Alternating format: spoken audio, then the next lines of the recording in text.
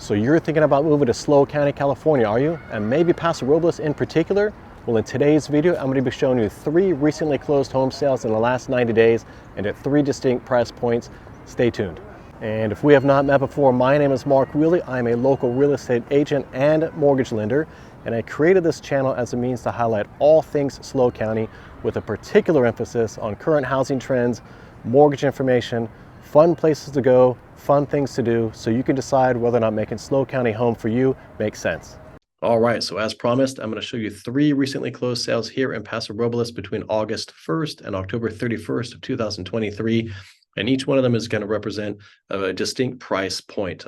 Considering the median home sales price was $730,000 within that period of time, I'm going to show you a home that sold for $620,000, a home that sold for $715,000, and the last home sold for $810,000 within that period of time, of course. And since we can't go look at the homes in person because they are tenant occupied now or owner occupied, I'm going to do a second best. I'm going to show you them on Google Maps, and then I'm going to show you them on their respective Zillow profiles so we can see their photos, the quality of the home, the layout, the numbers associated with it. And I'm also going to show you what a mortgage payment looks like when it comes to buying those homes at a certain price with a certain down payment. So let's jump right into it. First one we're going to look at is the lower sale price of $620,000, and this was 640 Bowling Drive. This was a 4-bed, 2-bath with about 1,600 square feet. Price per square foot at sales at the time of sale was $396. And this did have a pretty decent sized lot, 8,500 square foot lot. It from the day it was listed until the day that it closed was 5.5 weeks. And it was initially listed on September 8th for $599,900. Let's just call that $600,000 for even numbers. And it ultimately sold for $620,000. That's an increase of about 3.5%. This was a really nice property, though. I mean, they really didn't skip any expenses on this property. It was a remodel, so it sold in April of this year, and it was in just really bad shape. So they spent, a number of months rehabilitating it, and they completely remodeled it from top to bottom, inside and out. It's just beautiful on the inside. New floors, new cabinets. They kept the old school wood burning fireplace, which I like. Beautiful open layout. Looks like they have some pretty nice appliances there as well. A nice modern bathroom with a fully tiled shower from floor to ceiling. And there you have it. Nice big lot. Looks like you can have a lot of options to do. The backyard wasn't fully manicured or fully landscaped, but looks like you have some space to do a lot of stuff with it. So that is 640 Bowling. And if you were to get that property into contract at list price, and you want to put down 20%, it's going to be your main home, and you have a good FICO score of 760 or higher. Then if you're going to use a 30-year fixed mortgage at 7.125%, your all-in monthly payment, including principal, interest, tax, and insurance. The insurance is estimated, by the way. It's going to be $3,900 a month. And to qualify for that monthly payment, and this is assuming you don't have any big debts on your credit report, such as big auto payments or credit card payments, the income needed is about $104,000 to qualify for that. So hopefully that sheds a little bit of light on what's needed to buy a home in this purchase price range. And we're going to go see what home number 2 looks like in just a second. But before we go look at property number 2, I'm going to show you where all 3 of these homes are when it comes to Google Maps. And if you're not familiar with Paso Robles, then this is the city limit, all within these red dotted lines here. And basically Highway 101 runs north and south just on the west side of town, and it splits the town into east and west. And Highway 46 runs east to west and kind of cuts the very top chunk of the city into north and south. So all 3 of these homes are located on the east side. And that's important because there's a lot of schools located right over here. If I plug in schools to my search history here, then if you have kids or if you plan to have kids, you don't have to go driving across town. I know we don't have the traffic of the big cities, but people around here do like to complain about traffic, especially during dropping off kids at school and picking them up after school. So if you live over here on the east side, you have your high school, you have the middle school, you have a couple of elementary schools. There's a few charter schools. So you kind of get the point that if you live over here on the east side, you don't have to cross town to drop off or pick your kids up. So that is important to families big time. And all three of these homes, we just looked at 640 Boland. We're going to look at 840 Pocahontas in a second, but all three of them are located about a mile to a mile and a half from the downtown city park. And that's important because this is where the vast majority of the restaurants are in Paso. There's a ton of tasting rooms downtown.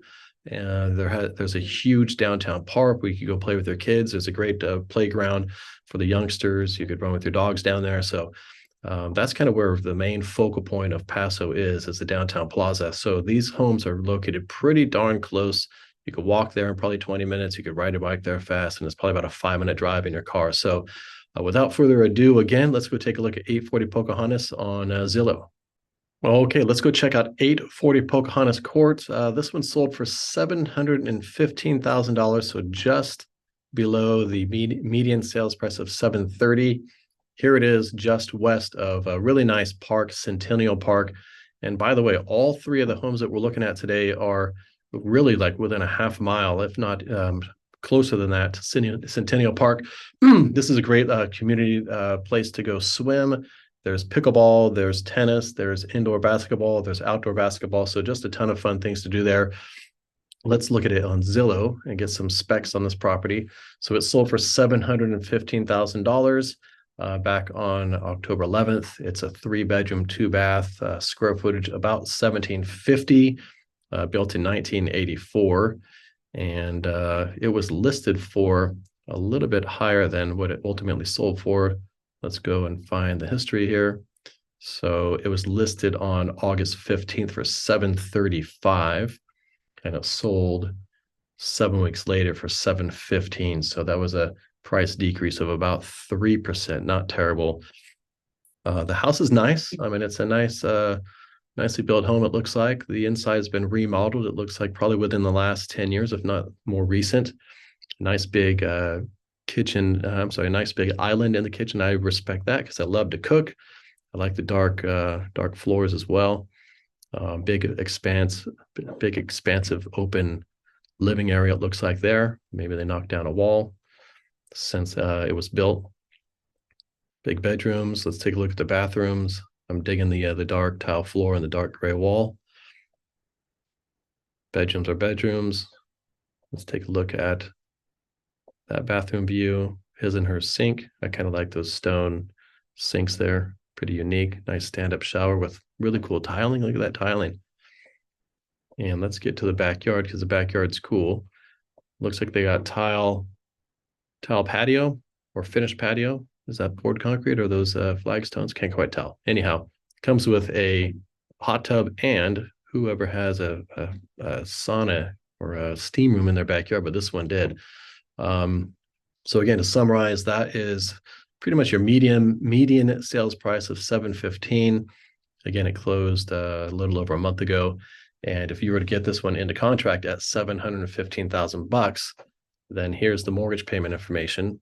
Again, if you're using a rate of 7 1/8, and you're going to put down 20%, you're going to live in it as your primary residence, your all-in payment, principal, interest, taxes, and insurance, about $4,600, and you need to make about $122,000 to qualify for that. So that is 840 Pocahontas, and we're going to go look at property number 3 right now.